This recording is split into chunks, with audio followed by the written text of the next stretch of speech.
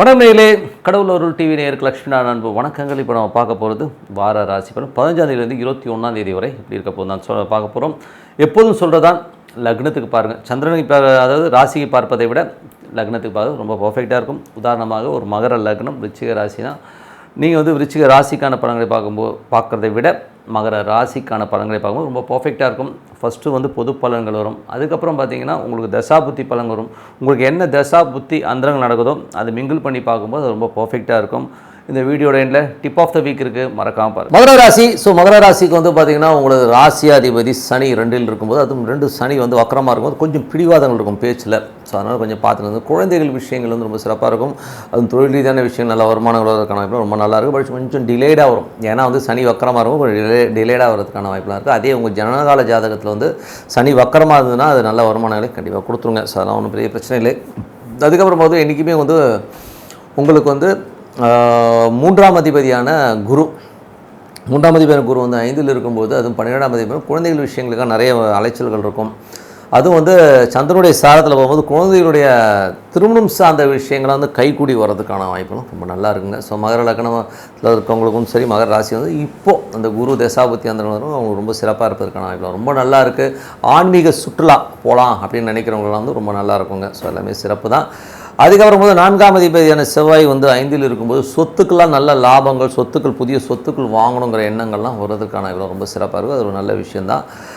இப்போ செவ்வாய் வந்து அது வந்து உங்களுக்கு வந்து 8ஆம் அதிபதியான சூரியனுடைய சாரத்தில் போகும்போது கொஞ்சம் கவனமாகவும் இருக்கணும். ஏன்னா வந்து சில நேரங்கள் வந்து 4ஆம் அதிபதி 5ல் இருந்து குழந்தைங்கிட்ட பேசும்போது, பசங்கள்கிட்ட பேசும்போது கொஞ்சம் எமோஷனலாக பேசிடுவோம். அதனால் கொஞ்சம் கவனமாக பேசுங்க, ஓகேங்களா?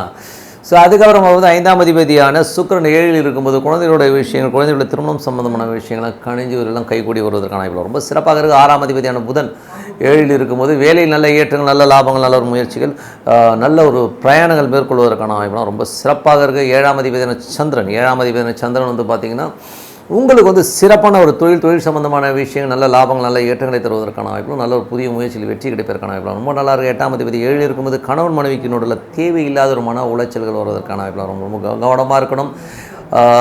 மற்றபடி வந்து பார்த்திங்கன்னா 9ஆம் அதிபதியான புதன் வந்து பார்த்திங்கன்னா 7ல் இருக்கும்போது நல்ல ஒரு வெளிநாட்டில் இருக்கும்போது பெருத்த லாபங்கள் வருவதற்கான வாய்ப்பு, நல்ல வளர்ச்சி கிடைப்பதற்கான வாய்ப்பு ரொம்ப சிறப்பாக இருக்குது. மேல்நாட்டில் கல்வி, உயர்கல்வி சம்பந்தமான விஷயங்கள் சிறப்பான வெற்றி கிடைப்பதற்கான ரொம்ப நல்லா இருக்குங்க. 10ஆம் அதிபதியான சுக்கிரன் 7ல் இருக்கும் புதிய பார்ட்னர்ஷிப், வேலையில் நல்ல வெற்றி, நல்ல ஒரு பாப்புலாரிட்டி வர்றதுக்கான வாய்ப்பும் ரொம்ப சிறப்பாக இருக்குங்க. அதுக்கப்புறம் பார்க்கும்போது உங்களுடைய 11ஆம் அதிபதியான செவ்வாய். 11ஆம் அதிபதி செவ்வாய் வந்து பார்த்திங்கன்னா உங்களுக்கு வந்து அது சூரியனுடைய சாரத்தில் போகும்போது நண்பர்கள் விஷயத்தில் ரொம்ப கவனமாக இருங்க. ஏன்னா நண்பர்கள் வந்து ஏதாச்சும் ஏடாவிடமாக பழகி அதனால் ஒரு டென்ஷன் வர்றதுக்கான வாய்ப்பு ரொம்ப கவனமாக. ஏதோ பாட்டிக்கிட்டெல்லாம் கூப்பிட்டாங்கன்னா கொஞ்சம் பார்த்து போய்க்க. அதுக்கப்புறம் பார்த்தீங்கன்னா 12ஆம் அதிபதி. 12ஆம் அதிபதி வந்து பார்த்திங்கன்னா குருவாக இருந்த ஒரு 5ல் இருக்கும்போது நல்ல ஆன்மீக பிரயாணங்கள் மேற்கொள்வதற்கான எண்ணங்கள் நிறையா இருக்கும். எங்கன்னா கோயிலுக்கு போகணும், அங்கே போகணும், இங்கே போகணுங்கிற எண்ணங்கள் ஜாஸ்தி இருக்குங்க. மற்றபடி எல்லாமே சிறப்பு தான். இதுவரை பார்த்தது வந்து பொது பலன்கள். இப்போ வந்து தசாபுத்தி பலன்கள் எப்படி இருக்குன்னு பார்ப்போம். மகர லக்னமாக இருந்து சூரிய தசாபுத்தி அந்த நடக்கணும். சூரியன் வந்து பார்த்திங்கன்னா 7ல் இருக்கும்போது கணவன் மனைவினோட சின்ன கருத்து வேறுபாடு வர்றதுக்கான வாய்ப்பு ரொம்ப கவனமாக இருக்கணும். குழந்தைகளால் வந்து ஹஸ்பண்ட் ஒய்ஃப்க்கு நடுவில் குழந்தைகளால் வந்து சின்ன சச்சரவுகள் வர்றதுக்கான வாய்ப்பு ரொம்ப பார்த்து நடந்துக்கிடுங்க. அதுக்கப்புறம் பார்க்கும்போது உங்களுக்கு வந்து மகர லக்னமாக இருந்து சந்திர தசாபுத்தி அதனால் சிறப்பான வெற்றிகள், தொழில் வெற்றி, லாபங்கள்லாம் வருவதற்கான வாய்ப்பு, வாரத்தின் இறுதியில் வந்து நல்ல ஒரு பிரயாணங்கள் மேற்கொள்வதற்கான வாய்ப்பு ரொம்ப சிறப்பாக இருக்குது. மகர லக்னமாக இருந்து உங்களுக்கு செவ்வாய் தசாபுத்தி அதனால் செவ்வாய் வந்து சிறப்பான பலன்களை கொடுக்கும். 4ஆம் அதிபதி 5ல் இருக்கும்போது சொத்துக்கள் நல்ல லாபங்கள்லாம் கொடுக்கும். பட் இருந்தாலும் அது வந்து சூரியனுடைய சாரத்தில் போகும்போது குழந்தைகளோட பேசும்போதும் பழகும்போது கொஞ்சம் பார்த்து பேசுறது ரொம்ப அவசியம். அதனால் சின்ன கான்ட்ரவர்சிஸ் கண்டிப்பாக வரும். மகர லக்னமாக இருந்து ராகு தசாபுத்தி அந்த ராகு வந்து பார்த்திங்கன்னா 3ல் இருந்து அது வந்து சனியுடைய சாரத்தில் போகும்போது சின்ன கலகங்கள் வீட்டில் வர்றதுக்கான வாய்ப்பு ரொம்ப கவனமாக இருக்கணும். மற்றபடி நல்ல வளர்ச்சியும் நல்ல வெற்றிகளையும் கொடுக்கும். பெரிய பணம் சம்பாதிக்கிறதுக்கான வாய்ப்புகளை கண்டிப்பாக ஏற்படுத்தும். பட் சனி வக்கரமாக இருந்தாலும் கொஞ்சம் டிலேடாக வரும். மற்றபடி வரும்னா கண்டிப்பாக வரும். மகர லக்னமாக இருந்து குரு தசாபுத்தி அந்த குரு வந்து பார்த்திங்கன்னா 5ல் இருந்து சந்திரனுடைய சாதனம் பெரிய வெற்றிகள், பெரிய லாபங்கள், குழந்தைகளுடைய வெற்றிகள்லாம் ரொம்ப சிறப்பாக இருக்கும். கணவன் மனைவிக்கு வந்து மனைவிக்கு வந்து பெரிய லாபங்கள் வரதுக்கான பார்ட்னர்ஸ்க்கு வந்து நல்ல லாபம் கிடைக்கிற வாய்ப்புலாம் ரொம்ப சிறப்பாக இருக்குது. மகர லக்னமாக இருந்து சனி தசாபுத்தி அந்த சனி வந்து பார்த்திங்கன்னா உங்களுக்கு 2ல் இருந்து 5ஆம் அதிபதியுடைய சாதத்தில் போகும்போது பெரிய வெற்றிகள், குடும்பத்தில் ஒரு பூர்வீகம் சொத்துக்கள் சம்பந்தமான விஷயங்கள்லாம் பெரிய லாபங்கள் வர்றதுக்கான வாய்ப்புலாம் ரொம்ப நல்லா இருக்குங்க. ஒரு நல்ல வெற்றி, நல்ல லாபங்கள் வர்றதுக்கான வாய்ப்பு ரொம்ப சிறப்பாக இருக்குது. மகர லக்னமாக இருந்து புதன் தசாபுத்தி அந்தரங்கள் நடக்கிறவங்க பார்த்திங்கன்னா புதன் வந்து பார்த்தீங்கன்னா உங்களுக்கு வந்து 7 இருக்கும், 6ஆம் அதிபதி 7 இருக்கும், வேலையில் நல்ல ஏற்றங்கள், கேட்ட இடத்துல கடன் கிடைக்கிறது, பணம் நல்லா ரொட்டேஷன் வர்றது எல்லாமே ரொம்ப சிறப்பாக இருக்கும். சில பேருக்கு வந்து பார்த்தீங்கன்னா வெளிநாட்டில் உங்களுக்கு பெரிய லாபம், பெரிய பணம் வருவதற்கான ரொம்ப சிறப்பாக இருக்குது. மகர லக்னமாக இருந்து கேது தசாபதி கேது வந்து 9ல் இருக்கும்போது பிரயாணங்களில் கொஞ்சம் கவனமாக இருக்கணும். ஏன்னா வந்து அந்த கேதுங்கிறது வந்து பார்த்தீங்கன்னா சந்திரோடைய சாதகம் பெரிய லாபங்கள் வர்றதுக்கான வாய்ப்புகளையும் கண்டிப்பாக ஏற்படுத்தும். மகர லக்னமாக இருந்து உங்களுக்கு வந்து இப்போ 10ஆம் அதிபதி அதாவது சுக்கிர தசாபுத்தி அந்த நடக்கும்போது என்ன மாதிரி விஷயமோ 5, 10ஆம் அதிபதி 7 இருக்கும், புதிய பார்ட்னர்ஷிப் கிடைக்கிறதுக்கான வாய்ப்புலாம் ரொம்ப நல்லா இருங்க. ஸோ பார்ட்னர்ஷிப்பில் வந்து அடுத்த லெவல் போகிறதுக்கான வாய்ப்புலாம் ரொம்ப சிறப்பாக இருங்க. ஸோ நல்ல விஷயங்கள்லாம் நடக்கணும். ஒரு பிரார்த்தனை ரொம்ப ரொம்ப அவசியம்.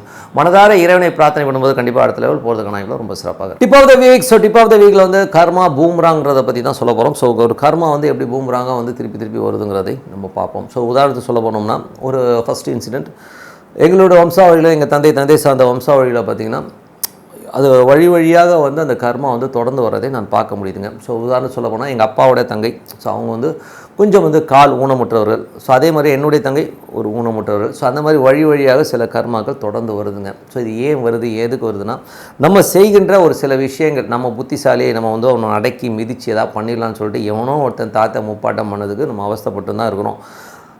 ஏங்க அவன் பண்ணதுக்கெலாம் நான் ஏங்க வந்து இந்த அவஸ்தை பண்ணோம் அப்படின்னு நீங்கள் கேட்குறது புரியுது. அப்படி கிடையாதுங்க, அவங்க தான் நாம அதுதான் விஷயமே. ஓகேங்களா? ஸோ அந்த ஒரு ஜெனட்டிக் ஃபேக்டில் வந்து எப்படி சொத்துக்களை நம்ம வந்து வாங்கிக்கிறதுக்கு ஒரு அங்கீகாரம் இருக்கோ, இந்த மாதிரி இந்த பாவங்களையும் நம்ம வாங்கி அனுபவிக்கிறதுக்கான விஷயங்களை கண்டிப்பாக இயற்கை கொடுத்துருது.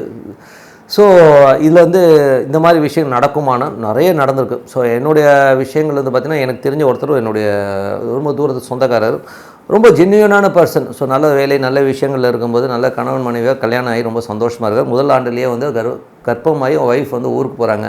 ஸோ ஊருக்கு போகும்போது இங்கே வயசான அம்மாவை பார்த்துக்க முடியல அப்படிங்கிற ஒரு காலகட்டத்தில் வந்து என்ன பண்ணுறாருன்னா, ஒரு வீட்டுக்கு வந்து வெறும் சமையலாக்கிட்டு க்ளீன் பண்ணிட்டு போகிறது ஒரு பொண்ணு வராங்க. ஸோ அது என்ன ஆகிடுதுன்னா ஒரு கொஞ்சம் அஃபேர் ஆகி அவங்க வந்து கன்சீவ் ஆகிற மாதிரி ஒரு சூழ்நிலை வருது. முதல் குழந்தையை பெற்றுட்டு வர அந்த பெண்மணிக்கு வந்து இங்கே புருஷன் வந்து இந்த மாதிரி ஒரு அஃபேரில் இருக்கிறத பார்த்து ரொம்ப ஷாக் ஆகிட்டாங்க. அதுக்கப்புறம் பஞ்சாயத்து பண்ணி அந்த பொண்ணு கர்ப்பமாக இருக்க பொண்ணை வந்து ஏதோ பணம் காசு கொடுத்து அனுப்பிச்சி விட்டாங்க.